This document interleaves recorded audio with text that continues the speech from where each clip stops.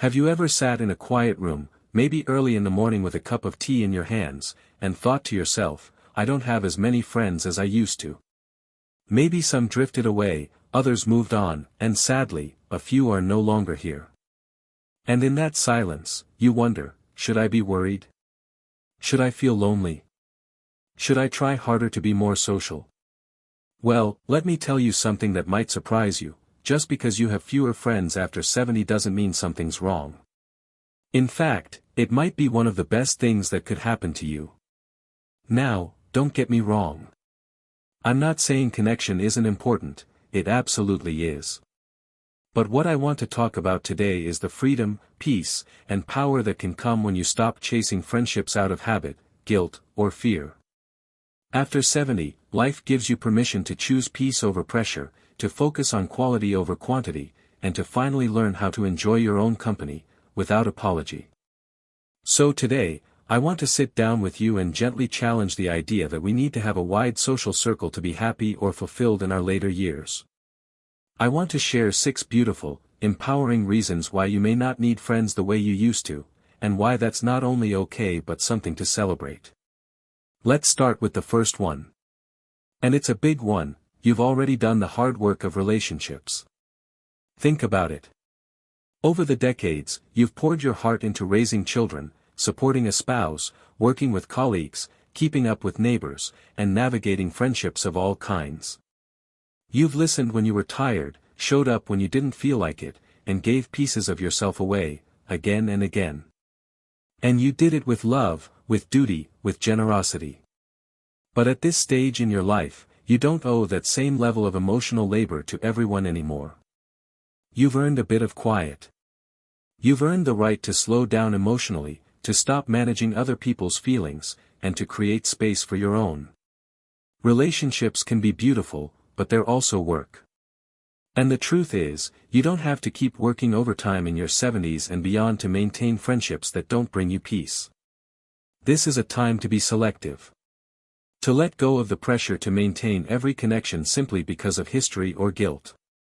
If someone isn't adding to your joy or respecting your boundaries, it's okay to step back. You're not obligated to carry everyone forward with you. That leads right into the second reason: solitude becomes a superpower after 70. You see, when we're younger, we're often afraid of being alone. The silence feels too loud, the space too empty. We fill our calendars with visits, calls, parties, because being alone feels like being forgotten. But something beautiful happens with age. If you allow yourself to lean into it, solitude transforms from something to fear into something to treasure. You begin to realize that the quiet isn't empty at all. It's full of your own thoughts, memories, reflections. It becomes a time to rest without explanation, to think without interruption, to enjoy your cup of coffee without rushing to reply to someone's story. You start noticing the birds again, hearing your own breathing, remembering who you are underneath all the noise. Being comfortable in your own company is a gift not everyone gets to unwrap. But once you do, you'll wonder why you ever doubted it. It doesn't mean you're antisocial. It means you've learned the beauty of inner companionship, where your own soul is enough to fill a room. And here's something else that might resonate with you: not every friendship was meant to last a lifetime. That doesn't mean the friendship failed. It means it served its purpose for that chapter, and now you're in a new one. Holding on too tightly to old connections, just because they've always been there, can actually block you from fully enjoying your present. Friendships that used to energize you might now feel like a chore. People who once brought you laughter might now drain your spirit. That doesn't make you cold or unkind, it makes you aware. Aware of your changing needs, your shifting priorities, your precious time. After 70, your time becomes more sacred. Every moment is a treasure. So ask yourself honestly, are your current friendships adding peace or pressure? Are you energized after a visit, or exhausted? You deserve relationships that feel like sunshine, not obligations. This chapter of life is not about pleasing everyone. It's about choosing what fills you up and gently releasing what no longer does. And the best part? When you create space, you allow new types of joy to enter, joy that might not look like friendship in the traditional sense.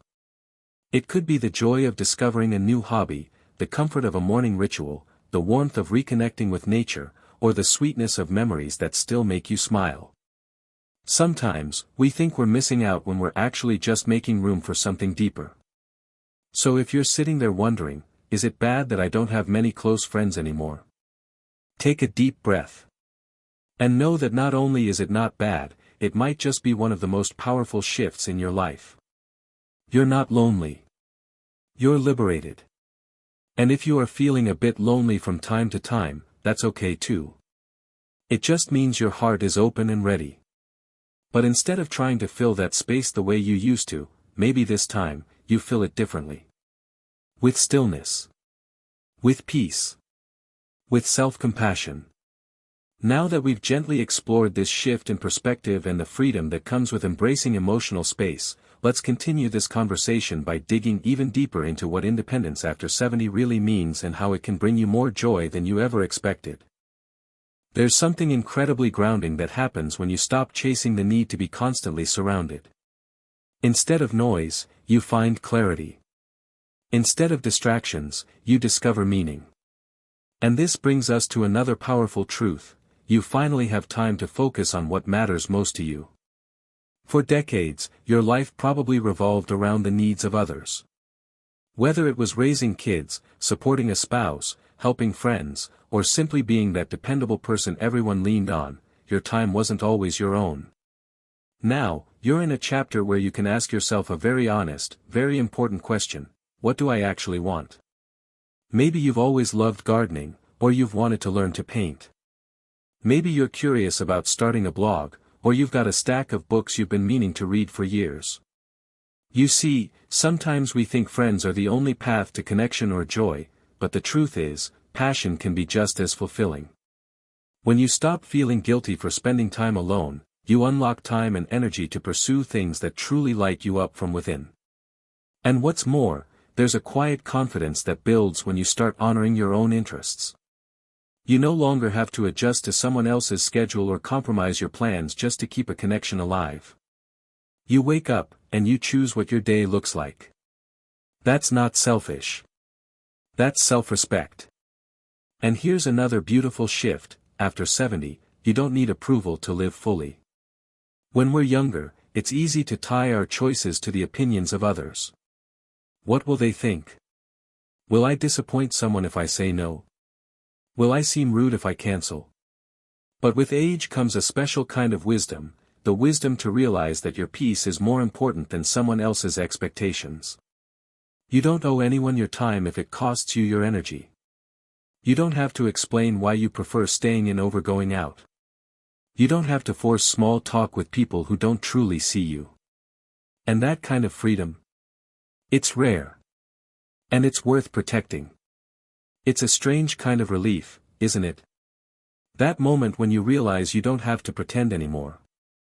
You don't have to smile through one-sided conversations or laugh at jokes that don't make you laugh. You can just be real. Honest. Yourself. And maybe, just maybe, that's the version of you you've been waiting to meet all along. Now, here's something else that's often overlooked. Too many friendships in later life are based on obligation, not inspiration. You know what I mean. The old church acquaintance who calls every other Tuesday just to gossip. The neighbor who invites you over but dominates the conversation. The friend from years ago who only reaches out when they need something. These relationships aren't rooted in genuine connection, they're just habits. And habits can drain you if they're no longer aligned with who you are today. That doesn't make you a bad friend. It means you're growing.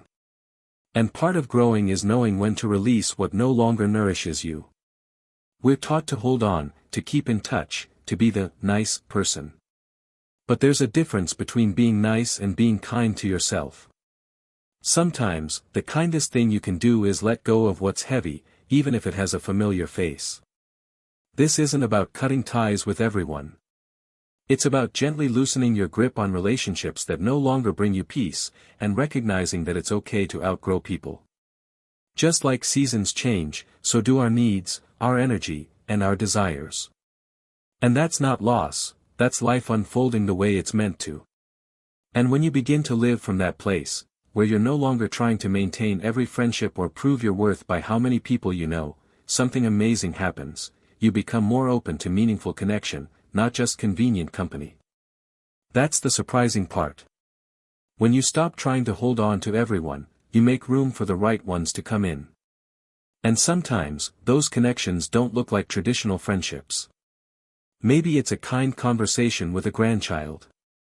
Maybe it's the barista at your local coffee shop who remembers your order. Maybe it's a volunteer group where no one knows your past, so you get to show up exactly as you are now. These simple, quiet connections can be even more fulfilling than forced friendships. Why? Because they're based in the present. They don't come with baggage or obligation. They don't require you to shrink or stretch yourself to fit in. They just are. And isn't that a lovely way to live? Surrounded not by many, but by enough. Not constantly entertained, but deeply at peace. You see, independence after 70 isn't about isolation. It's about intention. About choosing what, and who, gets your time. It's about living slower, but deeper. And it's about finally recognizing that your worth has nothing to do with how full your social calendar is. There's no prize for having the most friends at 80. But there is deep satisfaction in having a few honest moments every day, with yourself, with nature, with peace. You're not behind. You're not broken. You're exactly where you're meant to be. As we continue exploring the beauty of independence and the freedom that comes with it, let's talk about something that's incredibly powerful after 70, embracing the life you've already lived. You've already walked through decades of experiences, some full of joy, others filled with hardship. But here's the secret, those experiences are enough. They've shaped you, they've taught you, and they've made you who you are today. And guess what? You don't need to keep collecting new people to prove that your life matters or that you still have things to offer. Your life story is written in your memories, your actions, and your wisdom, not in the number of friends you keep or the frequency of your social invitations.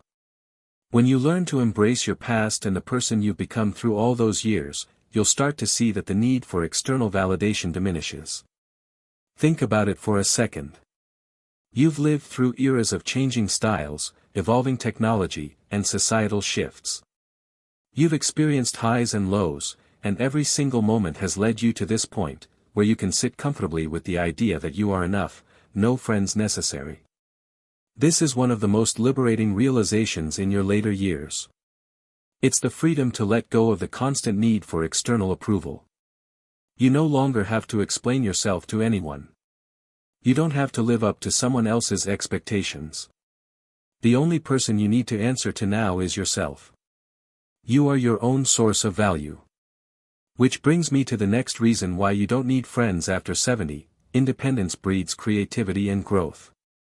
When you step back from constantly filling your days with social interactions, you suddenly find time to cultivate new passions. You might not have been able to explore certain hobbies earlier in life because you were too busy with responsibilities. But now, the time is yours. Whether it's painting, photography, writing, knitting, or even learning to play an instrument, the possibilities are endless. And here's something remarkable that happens: in the quiet of your own company, you start discovering new things about yourself. You might find that you've always had a creative spark, but it was buried beneath the daily grind. Now that you have the space, you can explore these interests fully. Not for anyone else, but for you. The beauty of aging is that it brings perspective. You realize you don't need a huge audience to appreciate your work, and you don't need to keep up with trends or be part of any social group. You create for the sake of creating. You enjoy because it brings you peace. And if it happens that others appreciate it, that's a wonderful bonus. But it's not why you do it anymore. Sometimes, this independent growth also leads to a deeper connection with nature, a sense of belonging to something bigger than any social circle. When was the last time you took a walk in the park and just listened to the birds, or spent an afternoon sitting by a lake, watching the world go by. These small, beautiful moments have a power to heal, to restore, and to inspire, even when you're alone. The idea that we need people to feel fulfilled is so ingrained in our culture that it often takes years to realize it's okay to simply be with yourself, and that this alone time can nurture creativity in a way that socializing never could. And, let's not forget another simple truth: the less you rely on others, the more you start to value your own strength. After 70, you've lived through challenges that have shown you how resilient you are. Whether it was dealing with health issues, loss, or change, you've learned how to stand up again. You've faced fear and found courage. You've had moments when you thought you couldn't go on, but you did. And now, there's a quiet confidence in you. You know you can handle life, on your own terms. This confidence isn't about arrogance. It's about knowing that you've seen it all, weathered the storms, and come out stronger. When you no longer rely on others to prop you up, you start to realize just how capable you really are. The more you trust yourself, the more you see that you're enough just as you are.